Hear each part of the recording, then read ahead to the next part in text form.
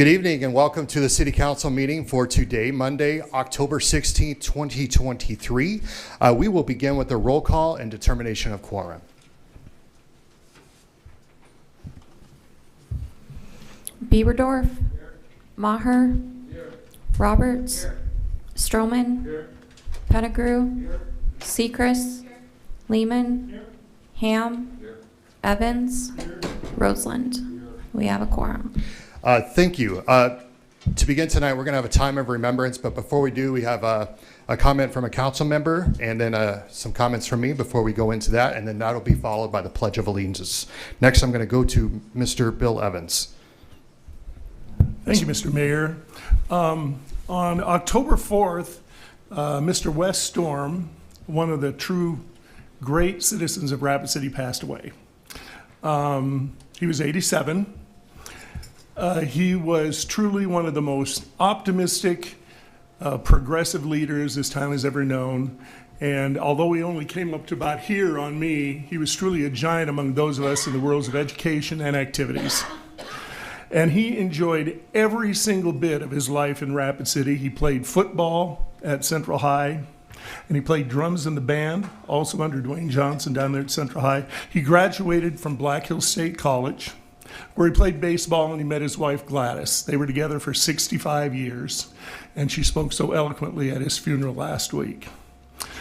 People don't know this, but Wes was responsible probably for getting Post 22 off the ground and into its current state of greatness. He actually coached them to their first state championship and followed it with two more in the early 60s, 61, 62, and 65, or 63.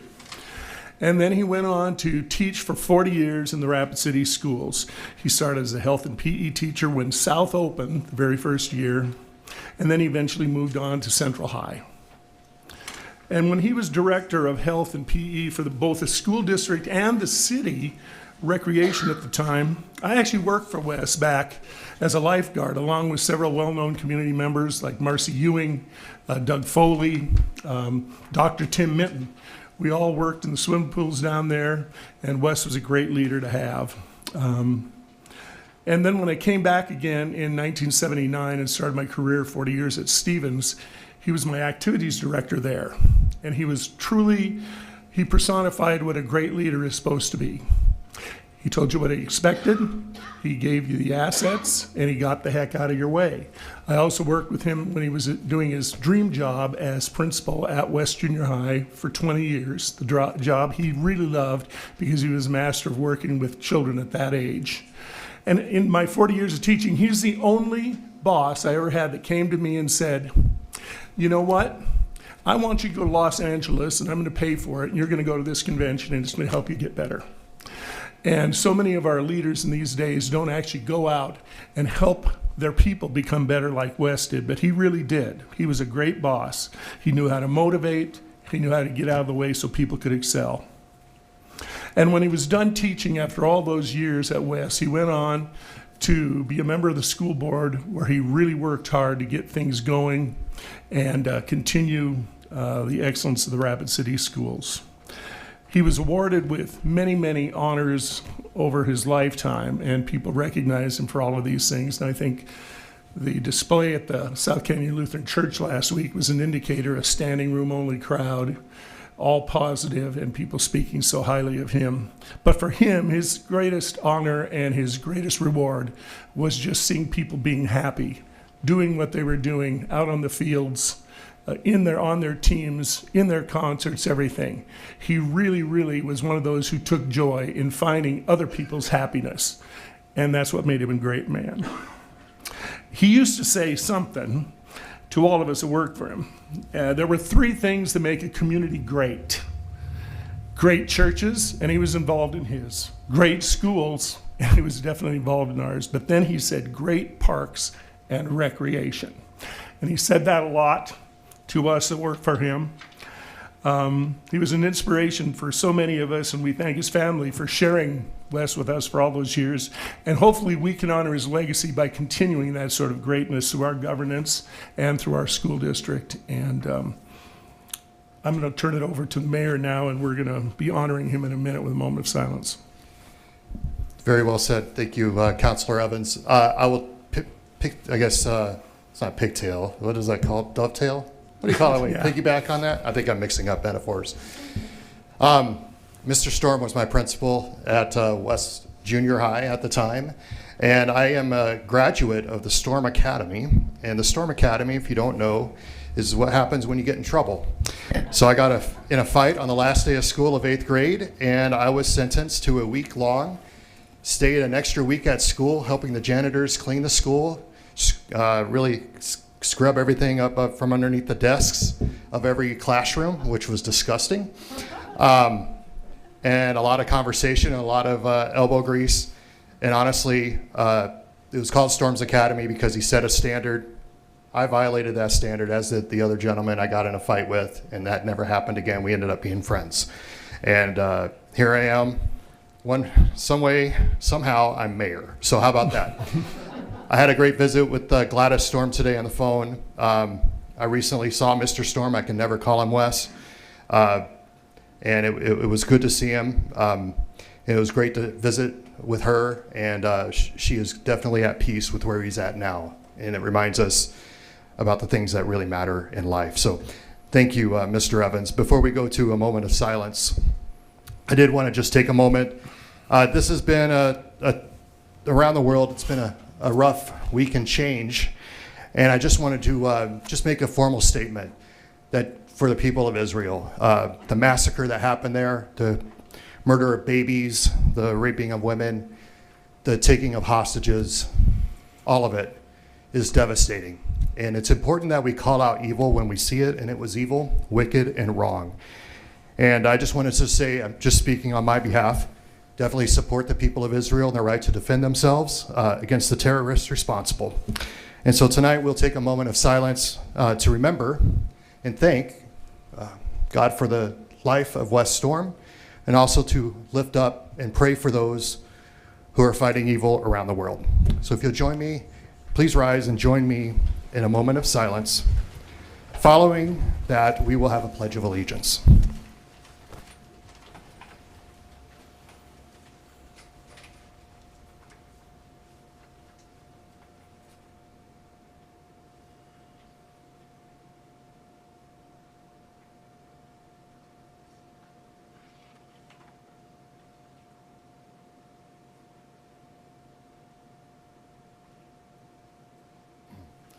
Please join me in the pledge.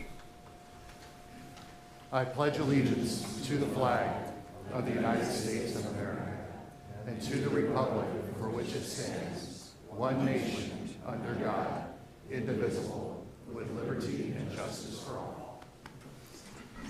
Thank you, ladies and gentlemen. Tonight we have a special presentation, and in fact I have an executive proclamation for Foster Friendly Awareness Month, and I'm happy to have some representatives here. Damon, do you want to come on up here real quick? Damon is with South Dakota Kids Belong.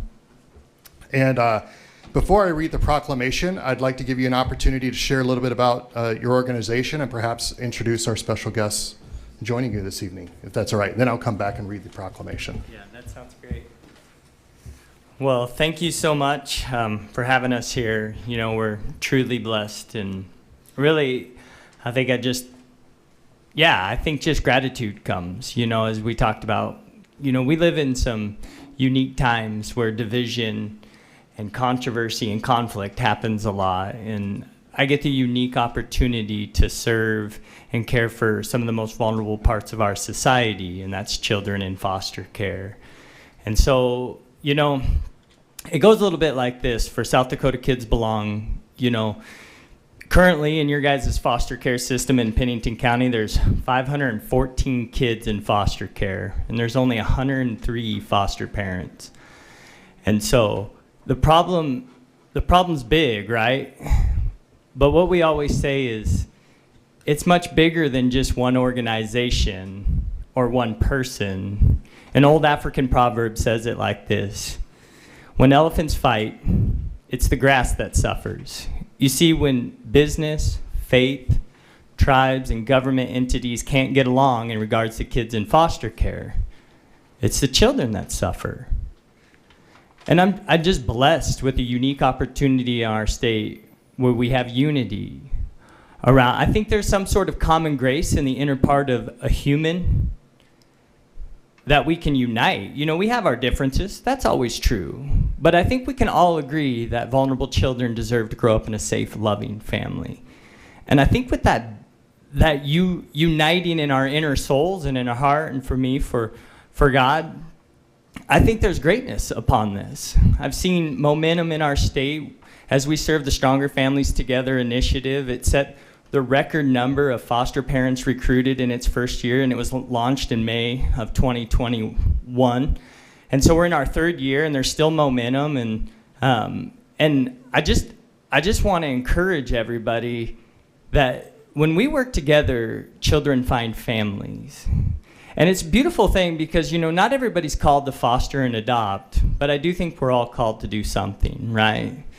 And so I just wanted to say thank you to business owners. There's over 40 foster-friendly businesses in this community that they either give a discount on their goods and services, and it's a beautiful thing. I think there's 10 to 15 churches that open their doors to create support, to create sustainability for foster parents, and then they raise awareness to recruit more foster parents.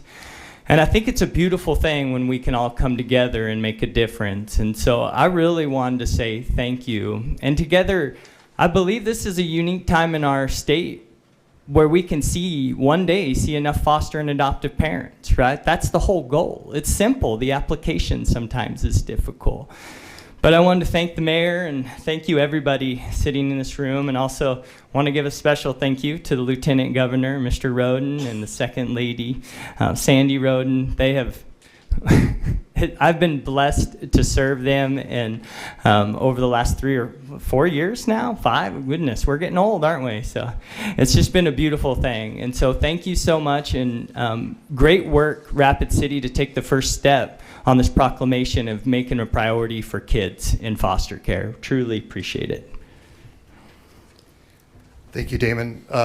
Lieutenant Governor Roden, would you like to say a few words, sir? And we can welcome everybody else up here if you'd like. And you stay up here too. We're going to read the proclamation together and we'll take a picture. But ladies and gentlemen, Lieutenant Governor Roden, thank you. Well, I will never turn down the chance to say hi, and it's been a privilege. This is the first time I've been at a city council meeting, and with a new mayor and a new sheriff, it's high time I was up here. Just real quickly, it's been such a privilege for me and my wife Sandy to be involved in this. You know, we came to a meeting of about 3 years ago, and it was about our first year, and I went back and shared the story of South Dakota Kids Belong and what they do, and because I knew it would be right up the governor's alley. And since then, that was kind of the seed that started the ball to rolling, and we formed a public-private partnership with Stronger Families Together. And Sandy has made that her unofficial Second Lady's initiative, and so it's been great. You know, I thought about it when you were doing the tribute to Wes, and you know, we all know that every kid deserves a home. And the good book says, whatever you do for the least of these, you do it unto me. And so that should weigh heavy on our hearts.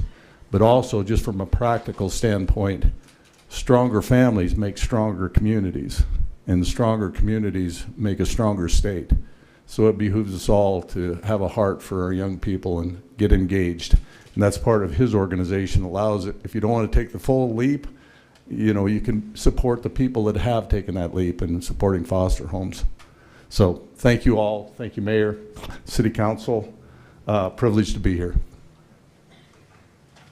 Thank you.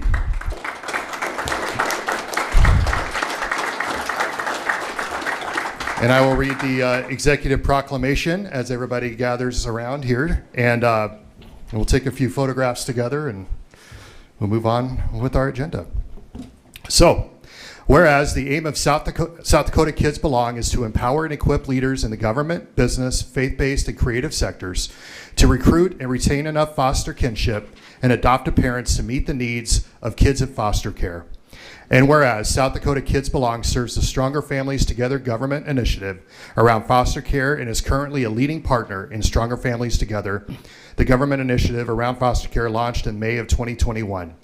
And whereas South Dakota Kids Belong and Stronger Families Together is a statewide effort supported by over 165 foster-friendly businesses, over 35 churches, and 27 community leaders throughout the state. And whereas South Dakota Kids Belong empowers people to recognize that regardless of one's occupation, skill set, and life stage, one has the unique ability and opportunity to impact the lives of children in foster care. And whereas November represents National Adoption Month nationally, and we pause to acknowledge the kids in the South Dakota foster care system that they need adoptive families, as well as those in need of temporary foster family. And whereas together, we commit to ensuring every child in foster care has a home and has a sense of belonging.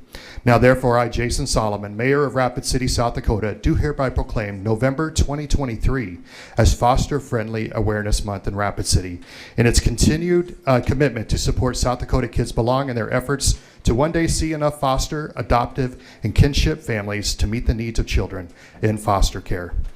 Thank you. Thank you.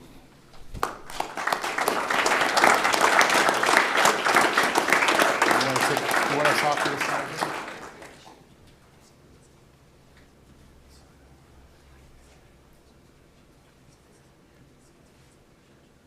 Okay, 2 shots on 2, 1, 2. Second shot on 2, 1, 2. Thank you.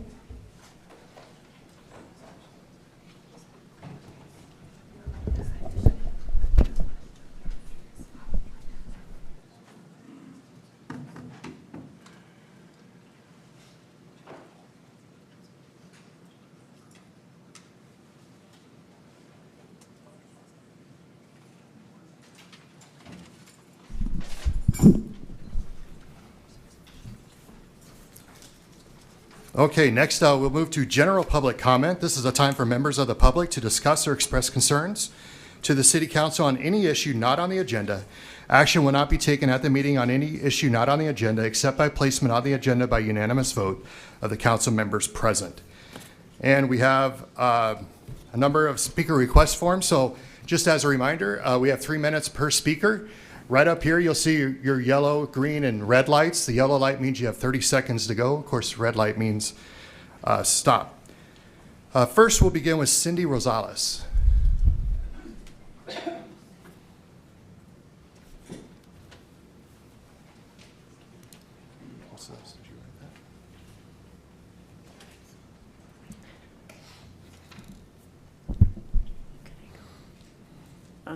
Hello, my name is Cindy Rosales. I work at the Hope Center. I've been working there for like 8 months now. I was a client at one time, and now a volunteer, but now a staff member.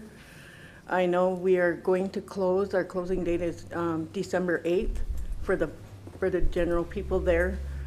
But all I know is that I just have questions. Is when after we close, who's going to help the homeless? And you can't just make them go away. We have agencies here that I am a taxpayer. You guys are all taxpayers, and we need to get these people. This should have been a community thing. We should have been all together with this, because these people, you're taking away something from them. An address is something that can at least make them feel like they're part of something. The agencies you guys all have, they should have been able to utilize them, but they never came forth with these things, and nobody ever came up to them and asked them what they needed. Mental health, drug addiction, alcohol, all that. I watched it the whole time since 2017 when I was at the Hope Center as a client, and none of these have been addressed. I've worked with Dave Adams whenever he first started the mission, and it became a good thing. But they still don't help. You only get 30 days in and you're out. And this ain't gonna disappear with you guys saying that they're out of here. We need to work as a community to help these people. I watched every one of them. The 25 people that are out there drunk every day that we're opened, We have agencies, Rebound, Quality of Life, and other ones that you have out there, and I have never seen none of them help any of them. Only one woman, and Holly Stopers is the one. But I really don't have much to say, but I know is that we're not gonna give up. We're not gonna give up. Thank you. Next, Tony Diamond. Or excuse me, is that, never mind, Tony, I see that's item 38. Melanie Tim.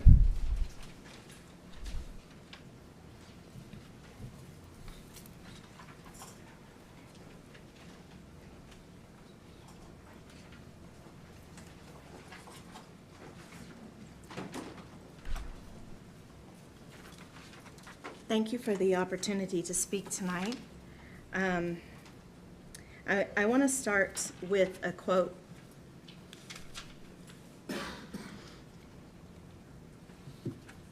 from Mother Teresa.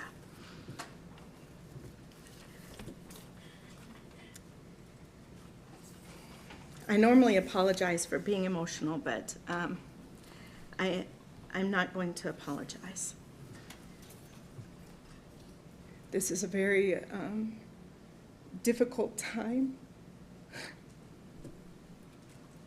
for all of us at the Hope Center right now.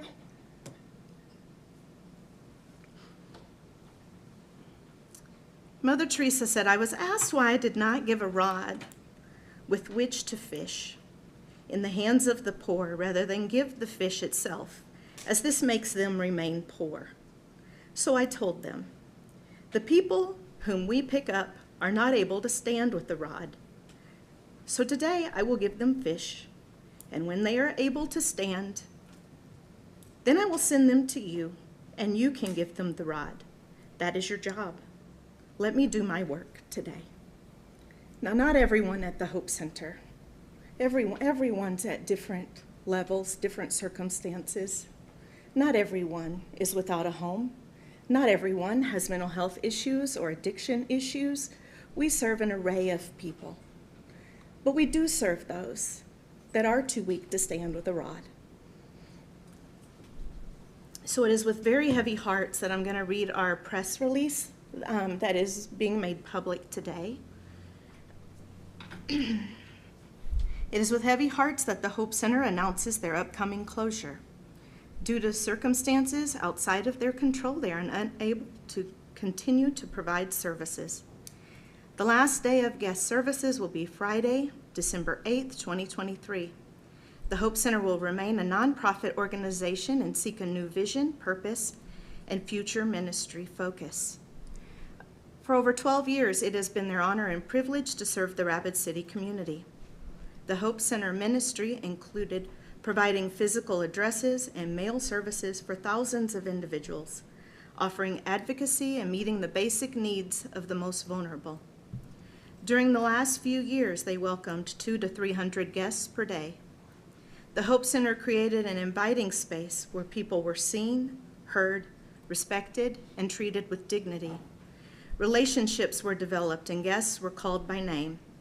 For many, the Hope Center was their safe haven and the only family they had. The Hope Center would like to thank the many individuals, businesses, and organizations that supported their ministry over the years. They are grateful for the staff and volunteers who have been a part of the Hope Center family, as well as the many guests they have built relationships with. Most importantly, all glory goes to God for allowing them to share His hope and love in Rapid City.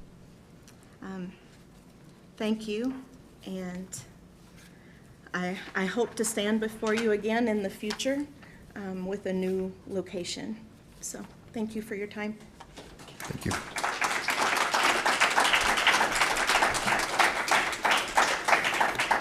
Next, Brandon Ferguson. Or excuse me, Brandon, I'm sorry, I saw you at 38. My apologies. I didn't have an opportunity to sort through these. I do have Brian Peck.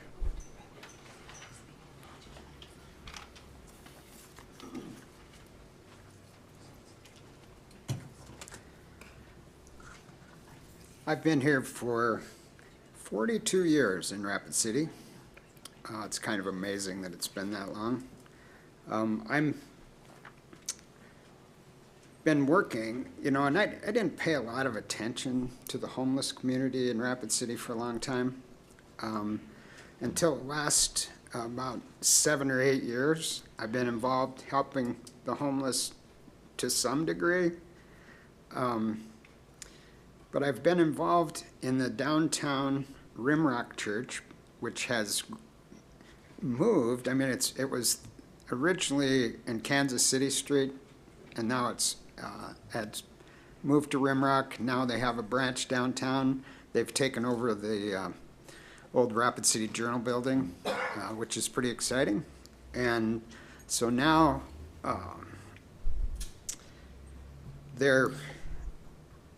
whatever their motto, I guess you would say, is a community being transformed by Jesus Christ.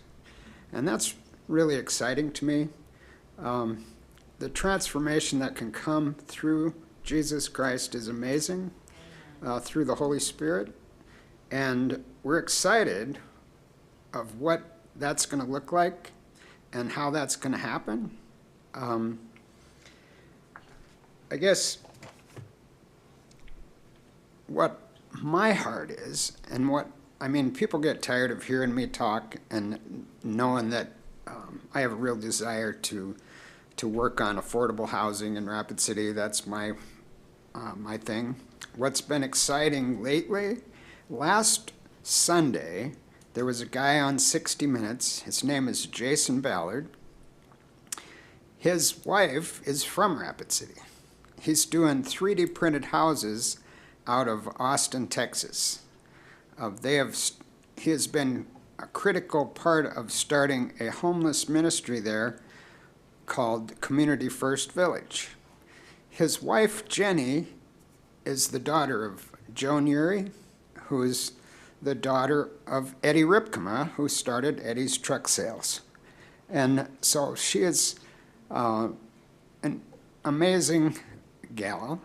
Her husband is a really amazing guy, and I'm been invited to go down there and visit with them on how we can do affordable housing.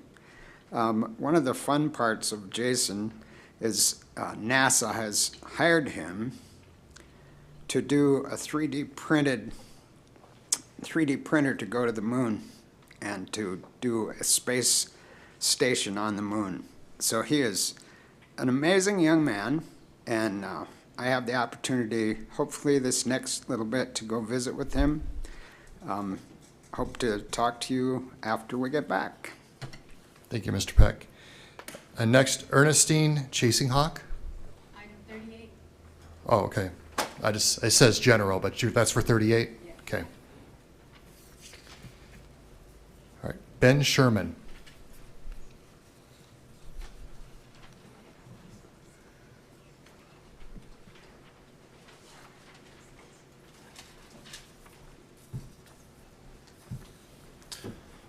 Thank you for letting me come speak in front of you today. I'm here to speak on behalf of the Hope Center. It's something that we still haven't heard addressed from the city as what solution will be there. There's many ways that people become homeless. There's addiction, there's loss of housing.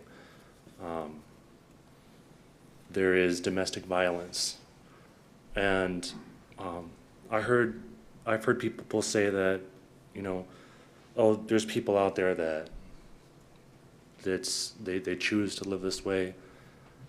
They realize that they don't have to do anything. They have all the resources they need. And I live downtown, and this person presented this as anecdotal evidence, and so I will provide anecdotal evidence as a person who lives downtown. I don't see, that doesn't represent the population of unsheltered people in our community. We're asking for the permit to be reconsidered, or a commitment to find a location so that the people aren't left outside and it's cold come December 8th. we're taking something away from a resource away, and we're not giving anything in return. And I know there is a resolution on the agenda today to talk about a committee, but that still doesn't replace the Hope Center that's going away. That committee will take time, it'll take leadership, and we have a really easy win to help people, to save lives in our community by helping, by letting the Hope Center new location go forward, or finding them a new location in a timely fashion. That's all I have to say. I'll give my time to somebody else. Thank you. Thank you. Next, Lydia Johns.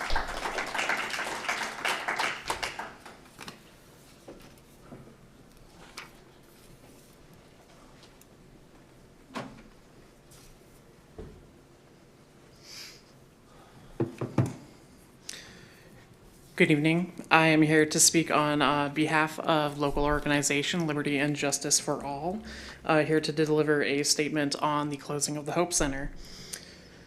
Council members and Mr. Mayor, it is extremely troubling to hear of the council's decision to not support the future of the Hope Center. This lack of productive action on part of the city will cause many members of our vulnerable communities to be at risk for great harm. The Hope Center has a proven track record of assisting individuals who are most at risk for houselessness, addiction, mental health issues, and exposure to the elements. For many years, the Hope Center has helped folks find community, shelter, housing, resources, and support. By refusing to allow the Hope Center to move into its new location, despite the strong recommendation from the Planning Commission, you've effectively cut off resources to our elders, our unsheltered, our impoverished, and our at-risk individuals. This is not leadership, this is negligence. In addition to the disturbing decision of the City Council in regards to the Hope Center's longevity, we have learned that the city is also failing to prevent evictions that are disproportionately affecting elders, disabled individuals, and low-income families who have been long-term residents of Rapid City. These evictions come at a time when the wait list for Pennington County housing is over 2 months long, and there are no spaces available in shelters. With winter coming, we demand that the City Council take action to protect our vulnerable community members by ending these evictions, which are the result of private and corporate greed in housing. Your job is to serve this city, not to pander to those who already have the resources they need to survive. We demand that the mayor and the council do everything in their power to protect, care for, and cherish all members of the community that we call home. Thank you. Next, Jamie Guide, or Guide, I'm not sure how to pronounce your name, but you could clarify that for me when you get up to the podium, if you don't mind.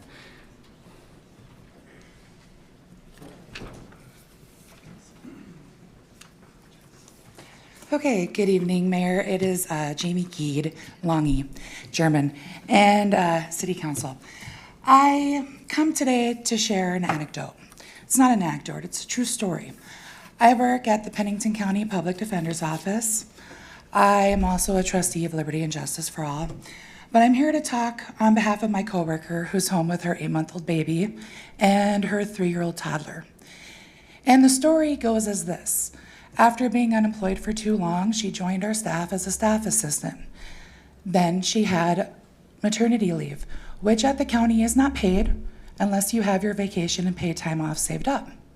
But she worked as much as she could to save comp time so she could keep a check coming in. Her husband worked full-time, picked up extra hours. She worked extra at the daycare trying to save money, make more money. They fell behind in their rent a little bit. They had done sweat equity for their deposit. In the midst of them catching up, the house was sold. A new landlord comes in, a new deposit is desired. The old deposit, which was sweat equity, went towards the back rent. Now they have no money. Within 3 months, they are evicted. This family of 4, both parents working, multiple jobs. make just a little too much for their first home buyer's loan, a little too much for services to help them, not enough to get a new home.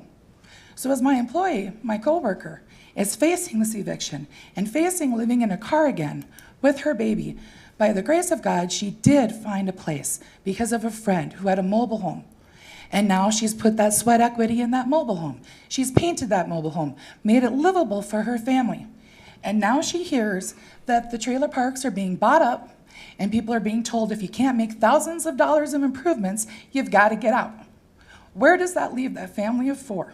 They're in their 20s. So when we talk about things, we need to remember our privilege.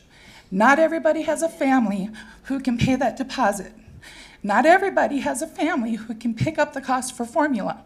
So when we're talking for people and we're talking about our elected officials, we voted you in. We expect you to care about us.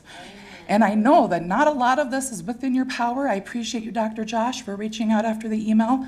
Not all of this is in your power, but some of it is. How do we put our heads together? How do we make this happen? And when those people get evicted, they turn on things like the Hope Shelter for that immediate help. When people who get arrested and don't get their way home need a day or two before they can get home to another state, we send them to the Hope Shelter.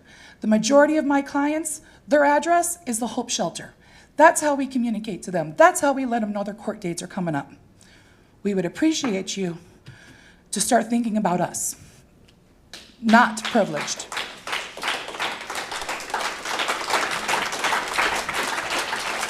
Next, Renee Haglund.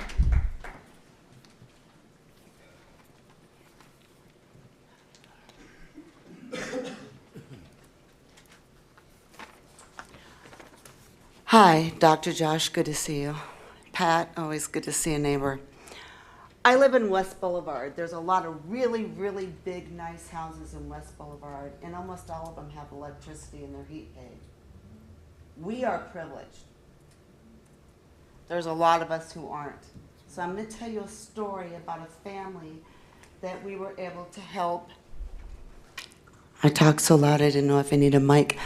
I'm going to tell you a story about a family that we were able to help. I'm the community outreach coordinator for Liberty and Justice for All in Rapid City. And it was brought to my attention last Thursday that there was a very small family that desperately needed help. So I reached out to this family. 6-year-old little girl, 8-year-old little girl, and a dad. I went to their home. The first thing I noticed in this Section 8 housing was how tidy and how few things they had. The little girls wanted to show me their room, and I'll tell you what was in their room. Absolutely nothing. No beds, no blankets, no clothes, and no toys. Not even a Barbie if I'd looked. Couldn't find one. The dad has diabetes. He's lost a few toes. The pain goes all the way up his leg and into his hip. His shoes were held together with tape. There was feces all over the walls and the hallway going up the stairs at 701 Mallow Street, the Harneyview Apartments. The carpets were threadbare everywhere. They did have heat, but their electricity was going to be shut off today.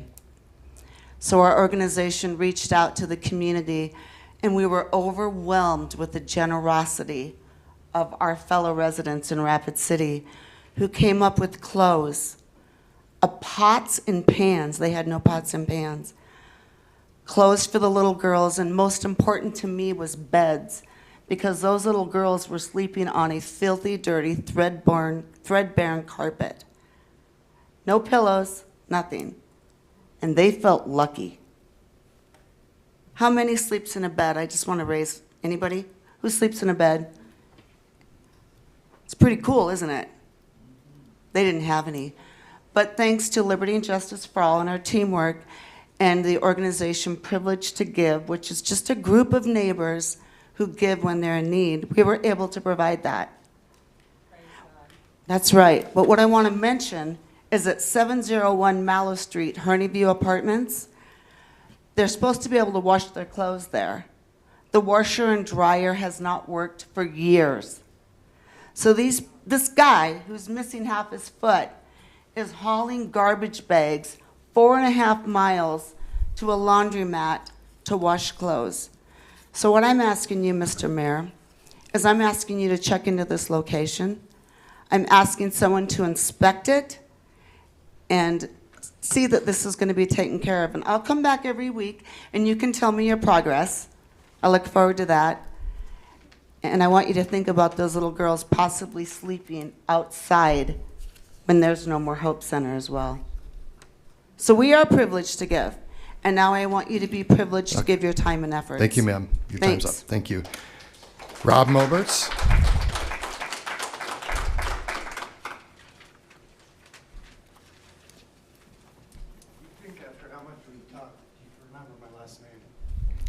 Was it Momerts? Momerts? Momarts. Momarts.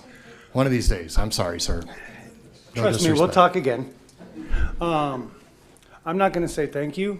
This is my 5th time speaking here. I am speaking in regards to the press release that was spoken on Friday. I will say thank you for one thing. Members of the City Council, Mayor, thank you for helping me finish my article about the actions of this council in the last 4 or 5 months. I am extremely disappointed in the elected officials in front of me. Obviously, I can't see your faces. With what is happening in our community, the discussions that I've had with public officials, Mayor Solomon,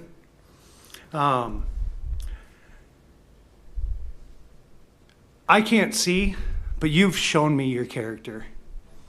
And I hope you realize this. I've admitted that I am a part of the homeless population. I don't know which ward I'm going to end up, but you can guarantee that I'm going to run for your seat, whoever seat I land in. Because your actions prove to me that you do not care about all citizens of Rapid City. Amen. Because I am a citizen of Rapid City. I am a native son. I was created here. My mom was born here. I may not have been, but I was created here. I am a native Rapid City person. I do not believe that the press statement that was released on Friday had the intentions of every citizen in Rapid City in mind. Mayor Solomon and Sheriff Mueller, I would like to thank you for lauding and applauding the efforts of organizations that require individuals to be intoxicated to get services, programs instilled that are only access to people in jails, but not to regular citizens like myself, or people who are better off than me. I am visually impaired. I am sober and recovering. I am 214 days sober today. No thanks to anybody in this city sitting in front of me. I did this on my own. I had some help, but not from this city. I trust more people back here than any single one of you with my life. Amen. I know in my heart that many of these people, if I was walking downtown in the middle of the night getting jumped, they would risk their life for me. I think at the very most, in my opinion, you would call the police once you were inside your vehicle and the doors were locked. I will leave you with those thoughts, and you will see me again. Next, Roberta Harmon.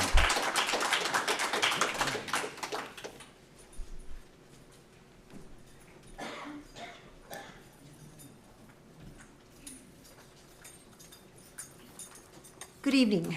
I would like to speak. Rob had mentioned that there was when the mayor and Mayor Solomon and Sheriff Mr. Mueller, Brian Mueller, and that is what I would like to talk about. After viewing it, I had a conversation with my friend Kathy Harris, who is away taking care of her 94-year-old dad because they have a healthy family unit. And so she said to me, there was no mention of childhood trauma. I'm going to give you a parental advisory and a trigger warning now. The stories I have to say are pretty wicked, pretty rough. And those are the folks that we're trying to help, right? That's what everybody says, we're trying to help them. We've listed them as addicts and alcoholics, maybe derelicts, people that are choosing this lifestyle. So when the lady asked who slept in a bed, I'm going to ask for the same kind of interaction because we don't really have time for dialogue. So if this strikes you, if this is you, please raise your hand. You're the 5-year-old girl that's getting ready to go to kindergarten and all of her male relatives are already her sexual partners. Every last one of them. Your mom takes you to a free babysitter because the adult sons of the babysitter have sex with you in the bathroom and then give you donuts, which you never get because your alcoholic mom sells the food stamps, and slaps your face when you tell her you don't want to go back to the babysitter. You're 11 years old and made to smile and make nice to your mom's newest boyfriend that just raped you, and the programs they put you in say you have an anger issue. I took a foster course for that child. She's a young adult that's homeless now because she has an anger issue. You're 10 months old and your hymen is no longer intact because your dad violated you. You are a young boy whose parents have divorced and your stepmom is beaten bloody in the hallway by her adult son. You call 911 and then are disciplined for getting the cops involved. You are sold to an older man who has a taste for beautiful boys and you die in a drug deal gone wrong. You are the daughter who at 6 years of age, your father decides to have sex with you and not your mother. And you spend the rest of your life trying to please that angry mom and everybody else until you lose your life to bulimia and addiction in Rapid City, South Dakota. You are the oldest son, a big brother to the rest. You remember a moment of pure joy as your younger siblings are playing together and the sun shone on them. And then in the next moment, your hungover, dope-sick mom, who couldn't tolerate the giggles and laughters, comes outside and begins to beat your younger siblings with a thick wooden broomstick. And now all you remember is the screaming and crying and blood. And that is just one of the 100 wicked memories that you drowned with drink every day until your torment ends face down in Sioux Park, asphyxiating on your own vomit. You are the middle girl of 4 and your parents use drugs. As with most drug users, there is never enough money, so your parents sell you for whatever perverse pleasure the buyer wants.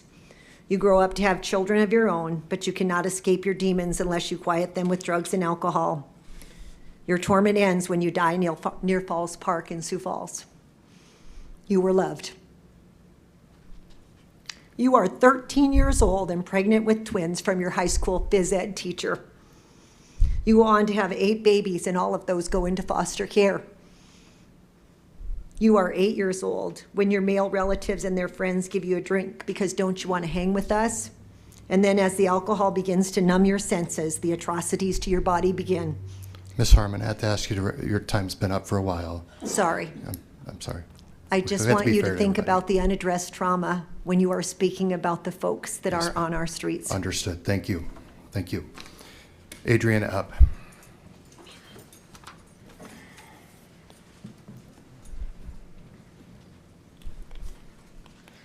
Hello again.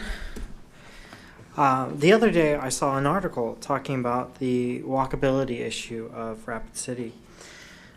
Kip Harrington, the Community Development Long Range Planning Manager, pointed out that we are a very spread out city. I think it was something equivalent to San Francisco, and yet we only have around 80,000 people. On top of that, our walkability score is about 28 out of 100, which is rather appalling. And so Harrington said that they would be looking at possibly increasing density and growing up rather than growing out. This is a good goal, because building as we have, very spread out, very car dependent, is extremely expensive.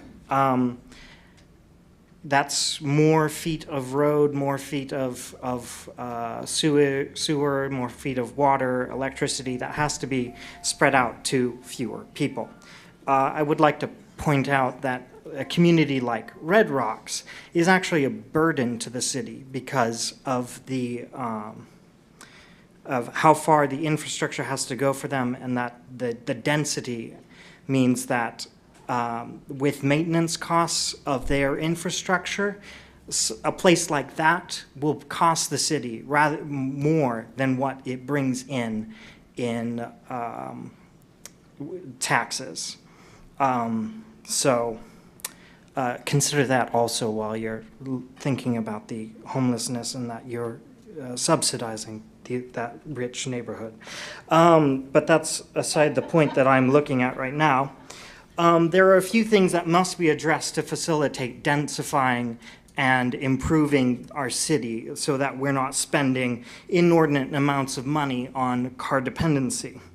We must look at abolishing parking minimum requirements. It is a waste of city space to tell people that they are required to build a certain number of parking spaces for their business. We need to allow businesses, homeowners, community developers their own judgment, their own flexibility in designing or in determining how many parking spaces are needed.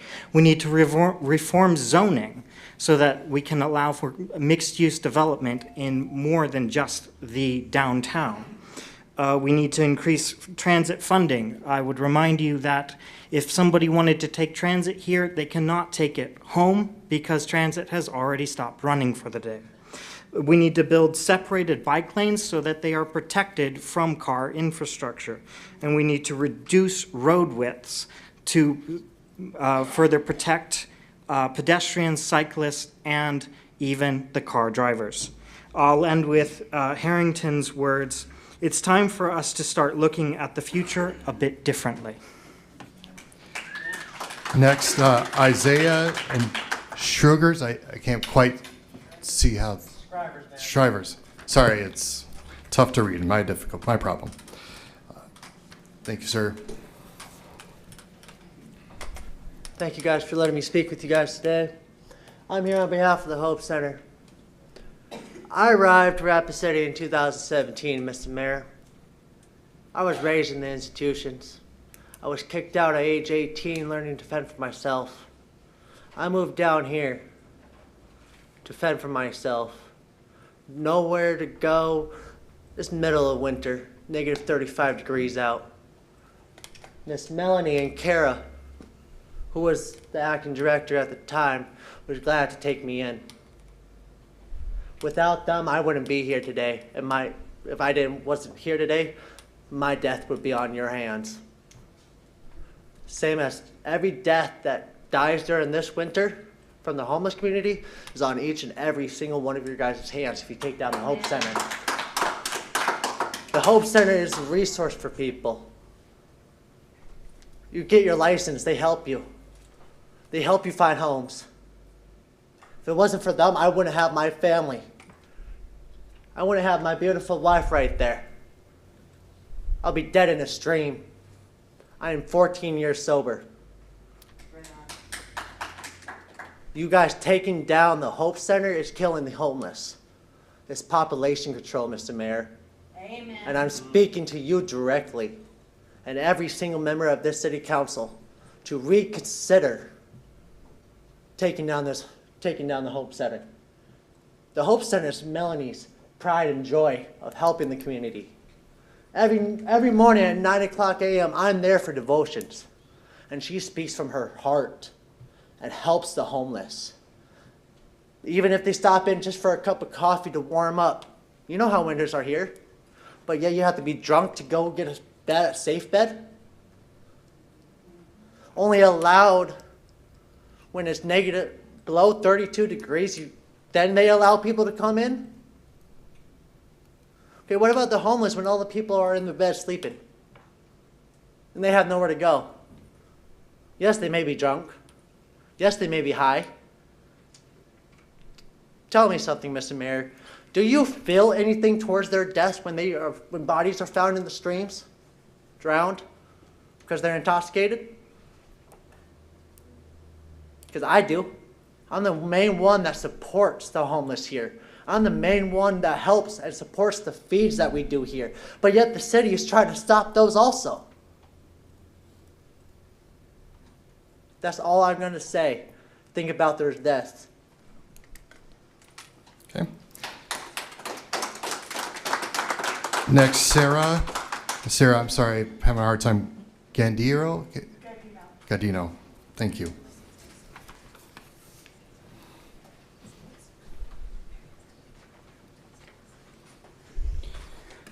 I know I'm already probably repeating what everybody else has said, but it's a main spot for resources. I'm speaking on the Hope Center. It's resources, they help with food, they help with IDs. I get my mail there. We are currently my family are currently in a eviction court type war right now, because our place is not safe to live in. And I have been going to the Hope Center to get help for that. I'd be willing to do a petition to try and get to change your minds. But I don't think that'd help because you guys had already settled on the 8th. But it's everybody's home. I've been there since 2018. And everybody's a close-knit family there.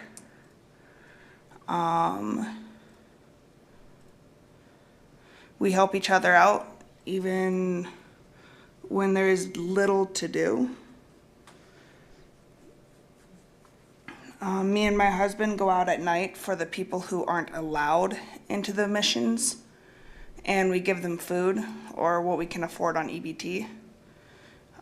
We've taken in a couple people over the last couple months, and they are currently staying at our apartment, just to help them out and get them on their feet. But I would wish that you guys would reconsider keeping the Hope Center open. That's all I have to say. Final speaker for general public comment is Eileen Desmond. Okay. Item 36. Thank you. I just saw that. My apologies on calling you up and then not bringing you up. That'll close general public comment, and we will now begin non-public hearing items, items 2 through 38, and we will open public comment for items 2 through 34. I do not have any speaker requests for those items. So we will move on to consent items for items 2 through 34. Would the council wish to remove any items from the consent agenda or vote on the remaining balance?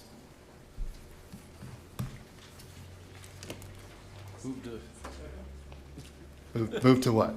Move to. Give me a real motion. Move to. Approve the consent agenda. Consent. All right, motion from Roberts to approve the consent agenda, second by Lehman. All in favor? Aye. Any opposed? Motion carries. Whoop.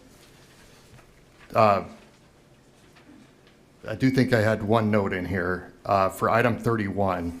I think that was to set a hearing item.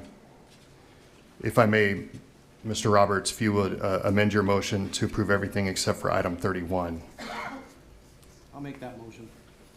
Second by Lehman. All in favor? Aye. Any opposed? Motion carries. Item 31, we had a incorrect typo here, and item 31 is really meant to set a hearing on December 6, 2023 for a resolution to adopt Amendment 1 of TID number 84 East Anamosa Street for property generally described as being located east of East North Street, north of South Dakota Highway 44, west of Elkville, and south of Eglin Street. If I can get a motion. Move to approve. Motion by Roberts, second by Sechrist to approve. All in favor? Aye. Any opposed? Motion carries. Thank you. That takes us to the end of the consent items, and we will move on to non-consent items, items 35 through 38, and we will open public comment for items 35 through 38. And I do have a few speaker requests for them. We will begin with Eileen Desmond for item 36.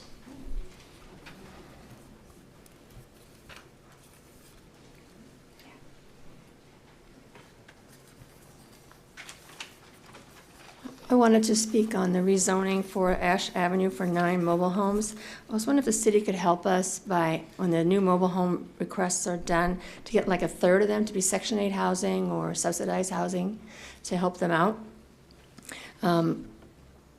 We have a lot of single moms in these mobile homes. They're 1975 or so lower, and maybe ask that they be 2,000 mobile homes, because they told one single mom that we're helping that we just got to keep tormenting you until we evict you, and then we're going to put in these new vacation by owner mobile homes, get $1,000 a week.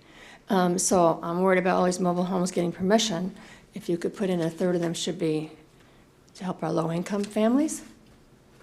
One of the single moms got a notice last September 30th. She had 2 weeks to paint the whole trailer. Who paints in October? We had 11 people, so she wouldn't get evicted. So there's a lot of that going on right now. So please, maybe, I know another one's coming up here in Mobile Park, to just do a third of them to be not junk old ones and subsidized or Section 8. Thanks. Thank you. Next, Tony Diamond for item 38.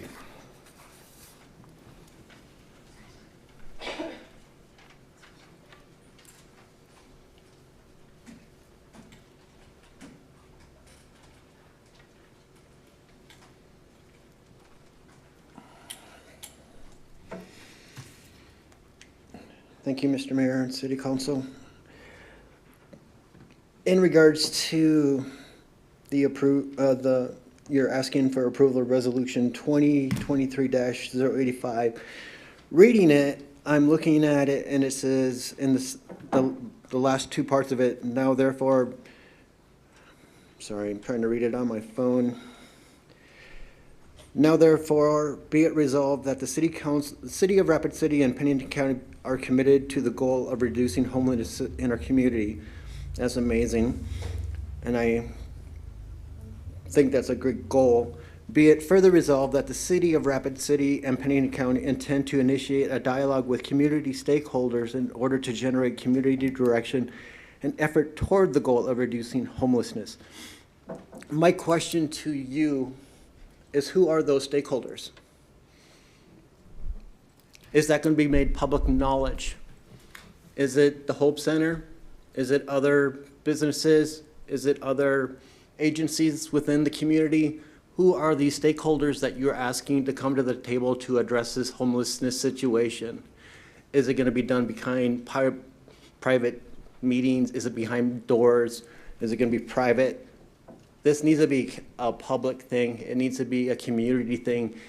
It needs to involve the community, not just, I think it should include people like the Hope Center. I think it should include agencies like Liberty and Justice for All, Black Hills Center for Equality, people that are invested in the community, who work with the people, work with the homelessness, Native American people, NDN, people that actually are involved on the ground with with these people that are homeless. They should be part of the stakeholders. So my question is, who are these stakeholders that you're saying that are going to be involved in this? Because that's my concern. You're talking about a resolution, but it doesn't say who these stakeholders are, and I can't see that, you know, I'm opposed to this resolution without knowing who those stakeholders are. And that's all I have to say on it. Next, Jamie Geed.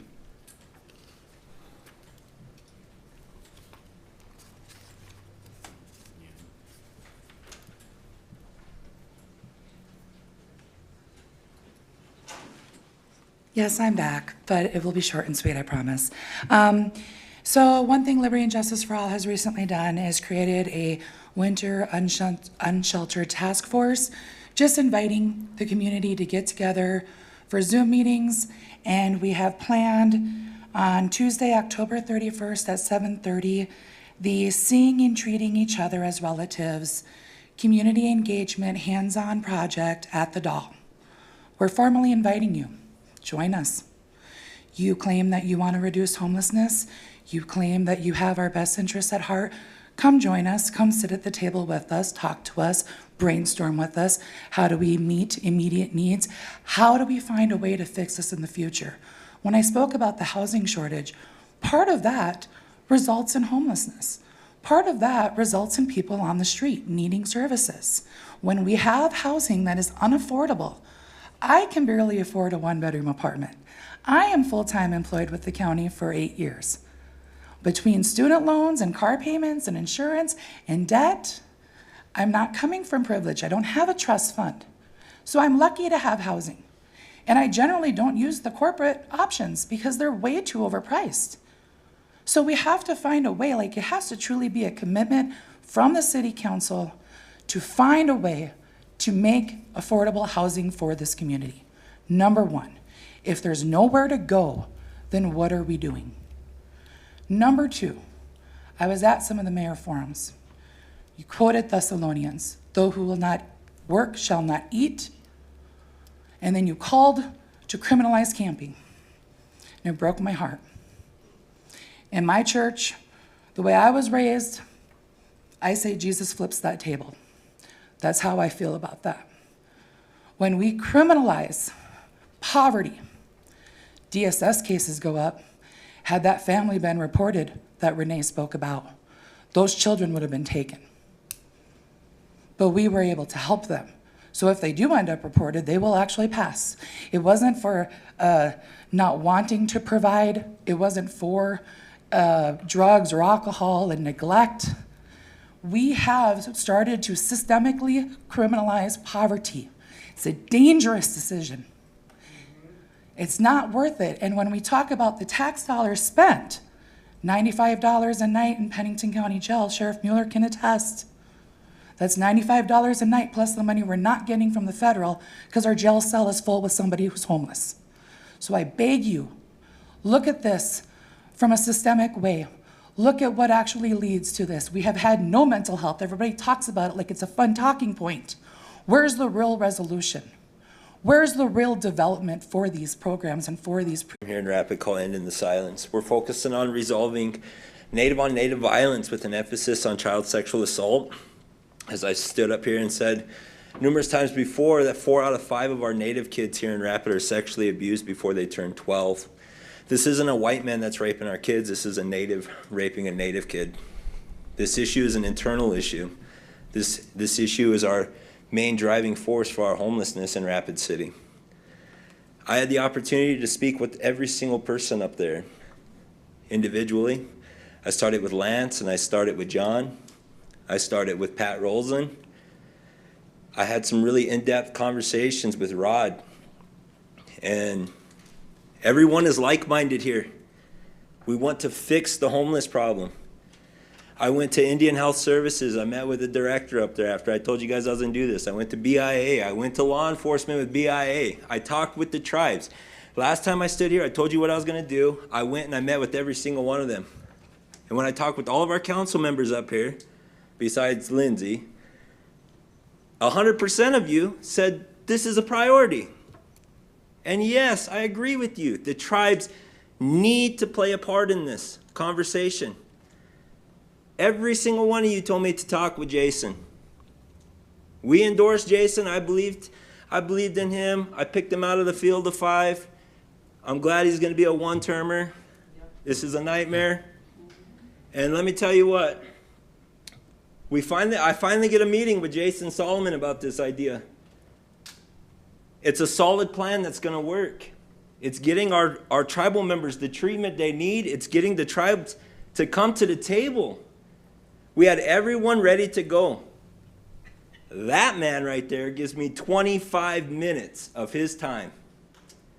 And at the end of the 25 minutes, he tells me he's going to call me back and we're going to make arrangements to continue on.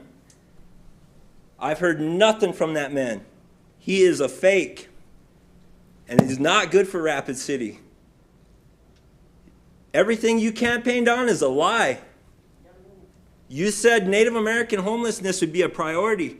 Watch what's going to happen here in a little bit. You're going to stand up here for a photo op.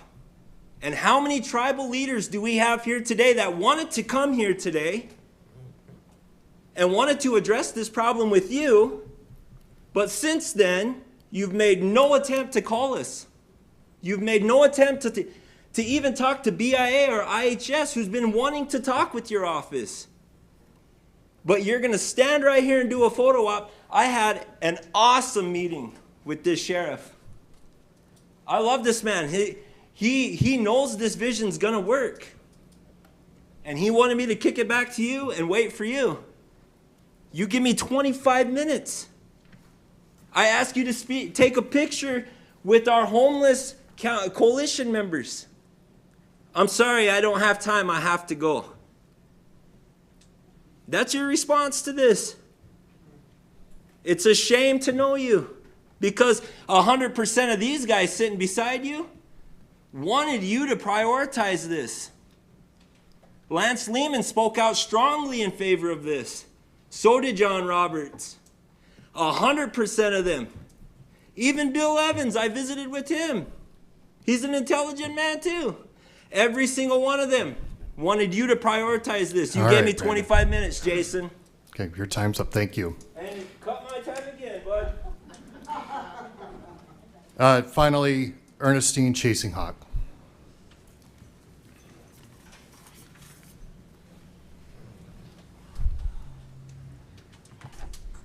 There's a lot I have to say about the homeless situation right now, but I want to go back to 2015, 2014, when the City of Rapid City officials visited the Haven for Hope Center in San Antonio, Texas, as a model for what they were going to create here in Rapid City. And that model was supposed to be what became One Heart. And the people that set up the Haven for Hope facility in San Antonio were mental health professionals, people who had worked with the homeless, behavioral health specialists. They were the ones who saw that San Antonio was going to build another jail. So instead, they proposed the Haven for Hope facility, which is for homeless people, and it's a one-stop, one-shop facility. And this is what we thought One Heart was going to be. Instead of getting a professional, behavioral health or mental health professional to run that facility, instead, a political appointee was put in there. And what should have been our answer to homelessness is far from it.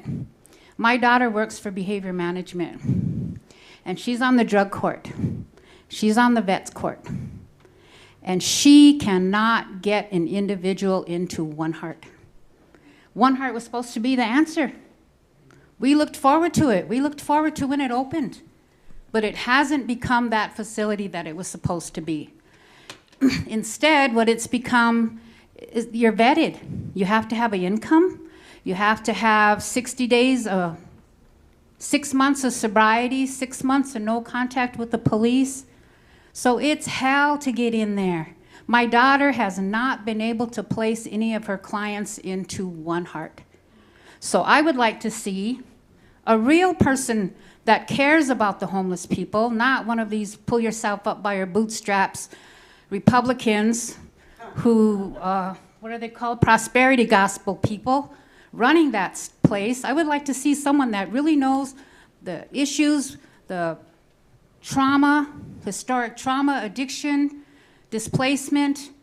If we could get someone in that facility to run it, then maybe we would have an answer to our homeless problem here. That's what it was supposed to be, and that is not what it became. And I have family who are homeless. I have a son who's employed. I have a daughter, a son-in-law, and two grandchildren. I have another son-in-law that got out of jail. He became homeless. The government gave him 1 month in a motel room. He got out of the cab unit. Gave him 1 month to find a home, to get a job, be a good citizen. No, he's still homeless. And I have children who just now were able to get home after a year of living in my trailer with 9 people. I kept them there. And my son was displaced because they lived with me. My son has a job. He was living down by the creek because he doesn't make enough income. He pays child support, doesn't make enough income to get his own place. So they finally found a place. So my son is back in my trailer for the winter, thank Jehovah. But anyway, I just wanted to say that we need to do something about One Heart. That was supposed to be our answer to homelessness. All right. That takes us to the end of the public comment period. We'll move on to the item number 35. Second reading of ordinance number 6591 regarding supplemental appropriation number 4 for 2023. Got a motion by Lehman, a second by Stroman to approve. All in favor? Any opposed? Motion carries. Item 36, first reading of ordinance number 6587, an ordinance amending section 17.06 of chapter 17 of the Rapid City Municipal Code. A request by Hermanson Egg Engineering for a rezoning request from general commercial district to medium density residential district for property generally described as being located at 1909 and 1915 Ash Avenue. A motion by Secret, second by Roberts to approve. Mr. Evans, you have the floor, sir. Yeah, I'm going to vote against this one because this is a textbook example of exactly the kind of predatory behavior that people have been talking about tonight. I'm looking at trailer lots that are being rezoned. I really enjoyed the proposal by the lady that got up and said, could we make 30% of the housing be low income? I think that's a fabulous idea. I don't know why we can't. We're the ones that are supposed to be writing the laws. Why don't we do that? I'm going to make a comment about the resolution that was done by the sheriff and the mayor.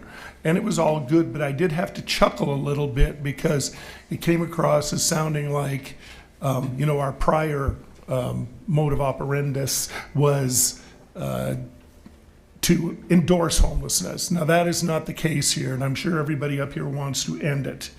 But we have to be more proactive in doing that.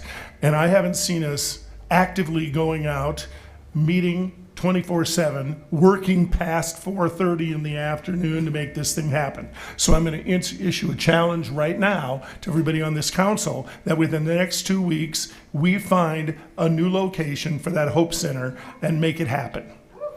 And I don't think it'll kill us to do it. We've got the resources. We're spending money on things I consider to be luxuries, like remodeling this particular building, which is just fine. And that money could better be spent to solve this issue. So that's a challenge to you people. And I'm going to ride you like a bad pair of underwear, chafing you in the places that matter. Because I think we can solve this, and we need to get off our butts and actually do something for once. So I'm going to vote against this one. Just let you know. John Roberts. Thank you. Oh, should be good. It doesn't want me to speak. Imagine that. It does say you're on, but It's not working. turn it off and turn back on, please. All right, go back in.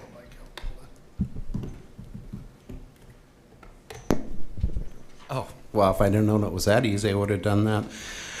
Do you mind if I ask Vicki Fisher a question real quick on this one? Because Yes. there's always been confusion on this, Vicki. When we go to rezone something and people want to make stipulations here, this is not the place to make stipulations on the rezones. So that's why we have the planned unit development and a few other things. But I'd like you to explain that, because really as a government, we don't have the ability to put restrictions on these rezones. Mr. Mayor, Madam, go ahead. that is absolutely correct. We are a state that does not allow us to put conditions on a rezone. In this particular case, the applicant, the property owner of the property, is rezoning from general commercial district to medium density residential district in order to make improvements to the mobile home park and to add additional spaces that otherwise would not be there today. They can't do that because the use is currently legal nonconforming.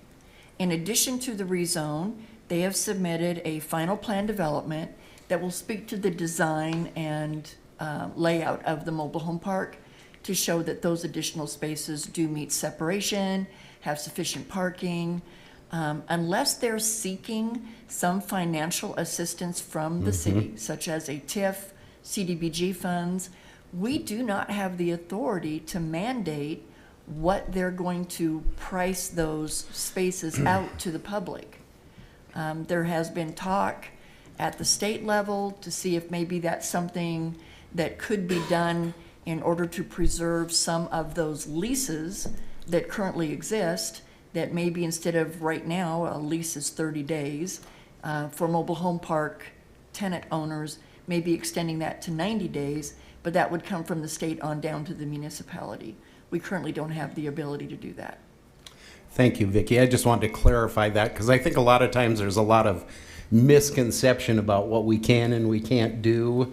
And, you know, our hands are tied in a lot of things. But, you know, Mr. Evans, one of the things that our hands aren't tied on is I spent the last 8 years and tens of thousands of dollars of my money to bring 200 affordable units of housing into Rapid City. If you want to make a difference, get your butt out there and make a difference. We can all do it. So anyway, thank you. Okay, the motion, oh, Mr. Evans, you got a minute and a half. Well, if that's the case, Vicki, I want to know, if we were a home rule city, would we have the ability to make some of those laws and force that kind of behavior? Because right now, I don't even know why we vote on it.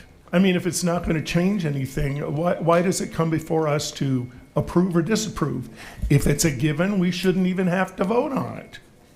I mean, and that's kind of the logic I see. If it's not going to make a difference, then why is it here? So would that make a change if we were a home rule city, that we could actually make those laws and actually enforce some of those things without state approval? Director Fisher. Mr. Chair, if I could defer to the attorney's office. Yes. Go to City Attorney, Assistant City Attorney Carla Cushman. I haven't looked specifically at how home rule would apply to those kind of things. If I had to make a guess, which is the best I can offer you, I don't believe that the South Dakota legislature, I don't think that municipalities would have that authority unless we are in the context of giving some sort of financial benefit or grant funds or TIF funds. I'd have to get you a specific answer, I'd have to look into that specifically related to a home rule charter. Okay, well, in that case, I'm just going to say to all the people out there, we need to start voting some people into those offices in Pierre that are going to allow us to do the things we need to do. If it needs to change at the state level, then we need to change the people making those laws at the state level. That's all I'm going to say. Thank you. Director Fisher. Thank you, Mr. Mayor. I certainly can appreciate Councilman Evans' comments tonight. We feel it too. We understand that when someone is coming in to do a renovation and it's going to improve a mobile home park, it improves quality for life for all of those that are there that can afford the newer mobile homes. It provides better fire protection. That's one of the main concerns that landlords have, is that some of the older homes are fire hazards for the area. What we've trying to do from a land use perspective is we don't have a big stick. If they're not asking for money from the city, we can't require those things. So instead we dangle carrots.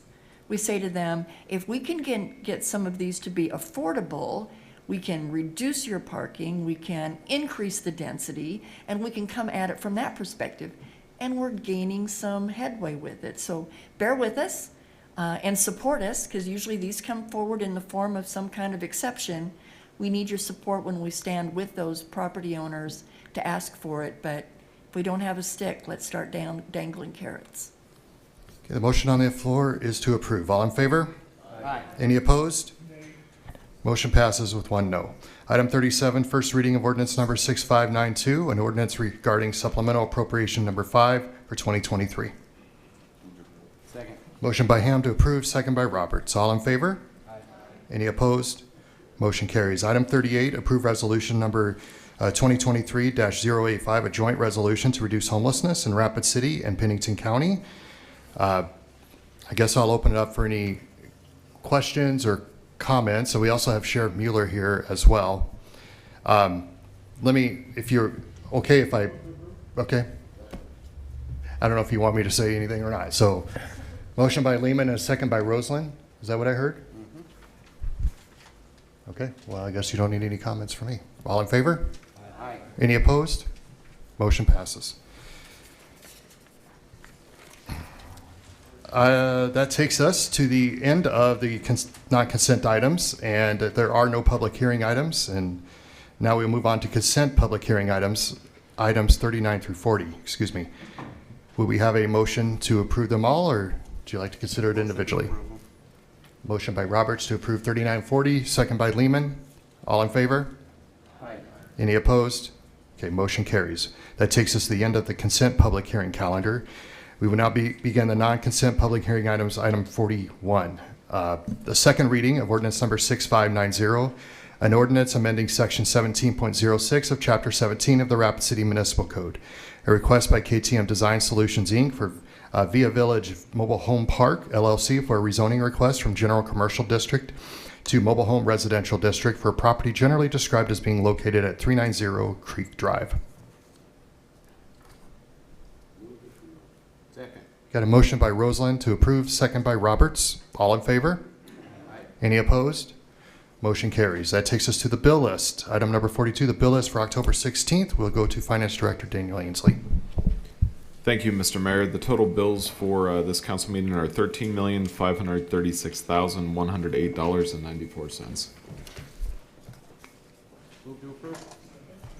Motion by Roberts, second by Lehman to approve. All in favor? Aye. Any opposed? Motion carries. Do we have a motion to adjourn? So moved. Second. Motion by Roberts, second by Stroman to adjourn. All in favor? Any opposed? Meeting adjourned. Thank you.